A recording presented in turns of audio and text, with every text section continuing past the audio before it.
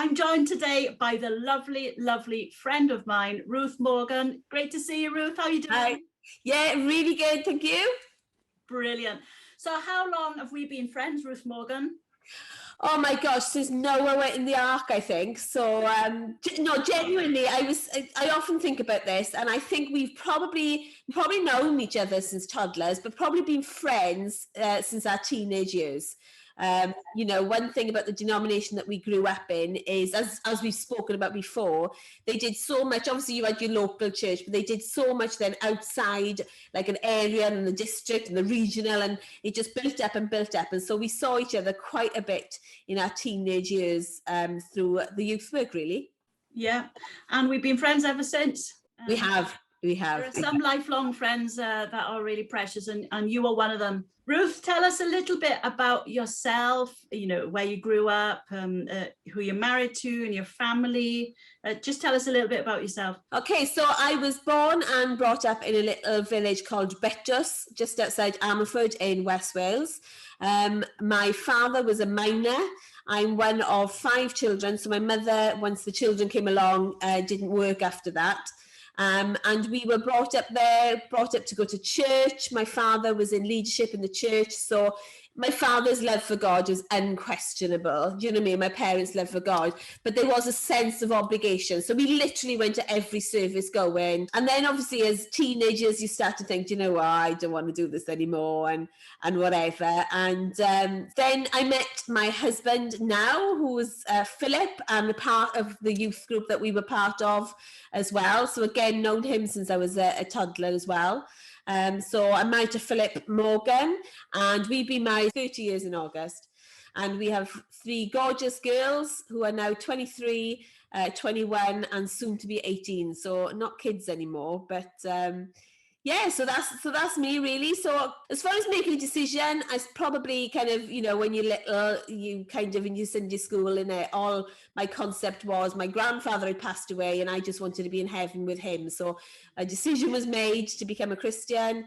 Then when Philip and I were courting, he very much kind of sat me down and said, look, this is my future. If you want to be part of it, it's got to be your future too. So I kind of said, yeah, I'll do the God thing, more about being, because I didn't want to lose him than anything. But obviously since then, it's just been it's part of my DNA. Bad as this sounds, I don't give it a second thought because it's my DNA. It is automatic now, and God is so much part of my life that I don't really give it a second thought, if that makes sense, because it's just natural. Do you know what I mean? Natural as breathing, isn't it? We can't imagine life not being a Christian and not having God there to give us peace of mind and direction and strength and all that stuff, isn't it? Exactly. It's not that we take it for granted, but it just becomes who we are. I think it's the relevance, isn't it? And we've made sure that it's been a fundamental, relevant part of our life, really. And yeah, it's the bedrock of your family, isn't it? Exactly. Family is really important to you. Yeah. So tell us about your new grandson. So yeah, he's absolutely gorgeous. He is 10 months old. His name is Solomon Jesse. That's wonderful. And congratulations for Fionn playing for Wales next week against Scotland, is it, on Tuesday? Yeah. Well, she's part of the squad. Whether she gets selected to play is another question, obviously. But we took her to football when she was 4. And she played along with the boys for many, many years, and then was absolutely gutted when she got to the age where she had to play with girls. But, it's paid off clearly, because she's been very good at the sport. God's given her those abilities. And yeah, she's played for Swansea City, she's played for Cardiff, Bristol. So she's now up in London living her dream life, coaching for Spurs. She's done a little bit of everything, and obviously she's been playing for Wales since she's 13, so she's got like 20 junior caps, 12 senior caps, and she's still very young. I remember you leaving school after A levels, etc., and then pursuing a career in banking, which you did for many years, didn't you? So tell us just a little bit about that, and that will lead on to the next question, which is what you were doing with your life right now, and how you were making a difference for thousands of people throughout the world. So tell us about your banking career first. Yeah, so when I was in school, I did my A levels and whatever, and every intention of going to university. I got an unconditional offer to do art. I was not quite sure where that was going to take me, but everything was planned. And then, like I said, I got together with Philip when I was just 16, and so didn't want to leave home and all that sort of stuff. So went to banking, was fortunate enough at the interview to be offered a management position, as in a management training position. And so I joined that, and obviously that led to them paying for me to do my exams and all that type of stuff. Very, very quickly, it was identified that I could sell. So I was put on, I was one of the youngest financial advisors that they'd ever had, and a girl as well in a man's world. So yeah, and I think it all stems from, I mean, lots of things come from your childhood, isn't it? Is my father was a miner, but he always kind of dreamed of better things, and he could have done better. He did really good they had, I can't remember what they call them now, but they had like 2 levels of exams, didn't they? And he did pass to go to the top level school, but decided to go to the comprehensive or whatever. And he always used to say, I wish I'd followed, you know what I mean? And almost lived with that bit of a regret. So it forced me to think to myself, I never want to live with those regrets. I want to do the best I can. I want to achieve what I can, all this type of stuff. So it made me a very, very driven person. I was in sales for many, many years in the bank, selling obviously mortgages, life insurance, investments, all that type of stuff. Then got into management and started managing teams. Got into the private banking arm that looked after high net worth clients and stuff like that, which obviously expanded that side of me. And yeah, just constantly really looking for the next career step. So by the time I finished, you know, I was in a really good, fairly senior position. And yeah, so then when it came to obviously Fion's football career taking off, and then my father was also diagnosed with terminal cancer as well, I had that niggle, and God was really telling me now is the time to kind of move on and do something different, really. So because obviously I needed to concentrate on Fion's football to, you know, sort her kind of future out. And I wanted to look after my dad in his final days as well and spend as much time as I could with him. And so the opportunity came for me to finish. You know, God's hand was definitely in that. It was a massive decision because it's all I ever knew. Yeah. And to give up a really good job and whatever, do you know what I mean? But yeah, God's hand was in it, and obviously he had a bigger plan. And sometimes family comes first, doesn't it? And you know, and family is really important, and you've got no regrets about that step looking back. Sometimes at the time, you know, big decisions and big moves, we're like, oh, I don't know. But then, you know, on hindsight, you can see how it's all worked out. So tell us about your role now with Compassion. Tell us, first of all, what Compassion, the organization, is. Tell us about what they do. Tell us about your role, how long you've been doing it, what you love about it. Just fill us in on that, because you are now involved with finance in a completely different way, aren't you? So when you deal with finance in God's kingdom, that's a completely different thing, because you are now changing people's lives. So tell us about that. Yeah, so when I was in banking, it was a rewarding job, because you'd have a young couple coming to you and you were helping them with their first house, or you know, you'd have a CEO who was wanting to exit their business and you helped all that, or you saved money, or you made people money. So it was rewarding, but it was never lifetime rewarding, if you know what I mean. It was never like a legacy type thing. And I always used to say that when people say about your job, I used to love my job, but there was always something missing. And so when I left, I'd sponsored a child. I went to a conference 12, 13 years ago and fell in love with the charity, sponsored a child there. So Compassion is a child sponsorship charity in the main. They also do interventions as well, which is kind of cash-based stuff. So basically, you would sign up and say, right, I'm going to sponsor Emily, for example, from Kenya. So I sponsored Emily at age 2 or whatever, and I would contribute to her education, her medicinal needs, her food wants. Basically, I am paying for her to have a successful life, because at the end of the day, every single child, you know, I've raised 3, you've raised 4.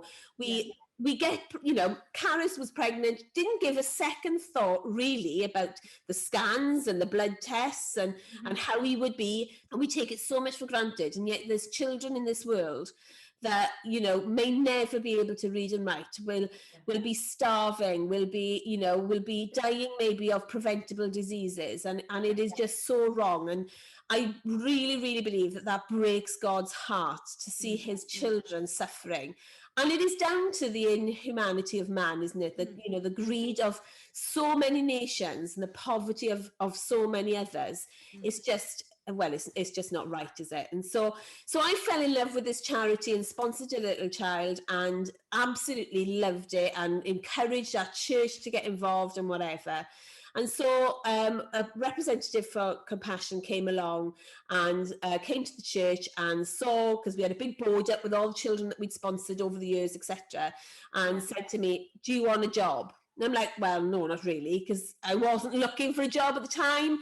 I'd come out of banking. I started my own business in a, you know, financial advisor. I was happy doing what I was doing and, you know, obviously leading the church. So I had the time to do that. And then Philip said to me, so did he offer you a job tonight? I'm like, yeah. He's like, oh, are you going to take it? I'm like, well, no, I'm not, you know what I mean? It was like, but then this niggle for like a 24-hour period, because he says, oh, the downside is that it's closing tomorrow, the closing date for applications. So on that kind of Monday, it was like, oh my gosh, what do I do? What do I do? And so I thought, I'll have a look at it. So I looked at the job and I started going through it and I thought to myself, do you know what? I would absolutely love this. This is the reward that I was talking about kind of earlier when you help people, but there's no long lasting benefit to it, you know? And so I started looking at it, and before I knew it, I started filling in the application and whatever. And then I filled in the application, pressed submit, and my Wi-Fi went down in glorious West Wales, as it sometimes does. And it had gone. So it's like, so anyway, long story short, obviously had an interview. He said, I'll let you know in about 4 days' time. Within an hour, I had a phone call back saying, we'd love to offer you the job. And I've been there now for kind of 2.5 years, obviously through a very difficult period over COVID. Yes. The thing for me is that every child, like I said, we've raised our children. We've not really given it a second thought to what opportunities they have. I mean, you know, Fion's opportunity to become a professional footballer. Caris runs her own business. Sarah wants to be a doctor and, you know, has got the university facilities open to her. You know, we don't really give it a second thought. And so, you know, the opportunity to change a child's life, every child in this world deserves to be a child. You know, deserves to be fed, deserves to be educated, deserves to feel safe, deserves to feel loved, deserves to play in a playground rather than be a child soldier or a sex slave. Every child has the right to be a child and to dream as well. And so to be involved in a charity that offers that is, I cannot put words to how much of a privilege it is. Wonderful. That God has led me here, you know, and all the banking background, all the finance stuff, you know, I've been talking to people about gift aid and whatever. I've got all that knowledge.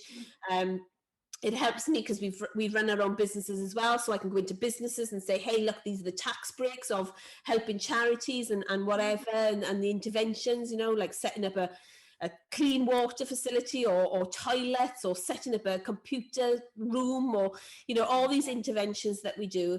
And obviously high net worth, you know, the whole time in private banking, dealing with high net worth customers, I can now go to high net worth Christians and say, hey, invest your money wisely, invest it in the life of a child and see the tremendous effect that can have, you know?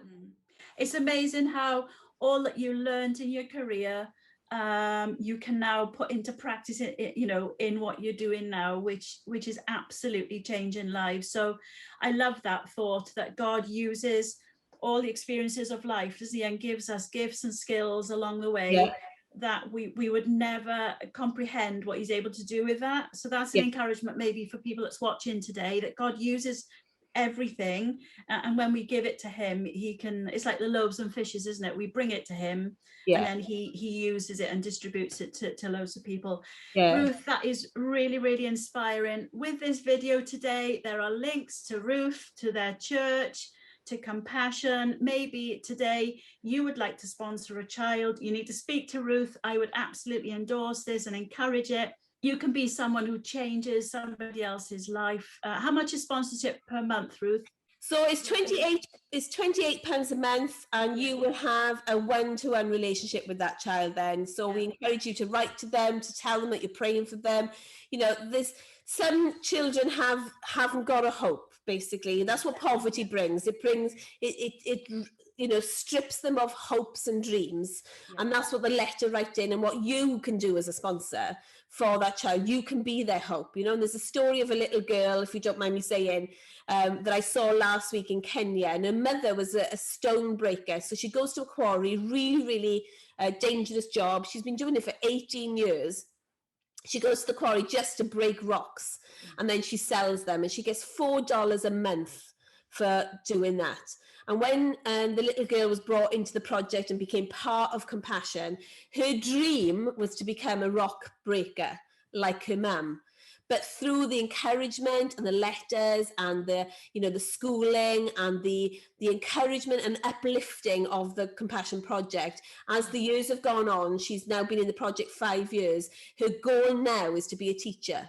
So we are giving these children hope of what they can become, of what God has planned for them as well. Do you know what I mean?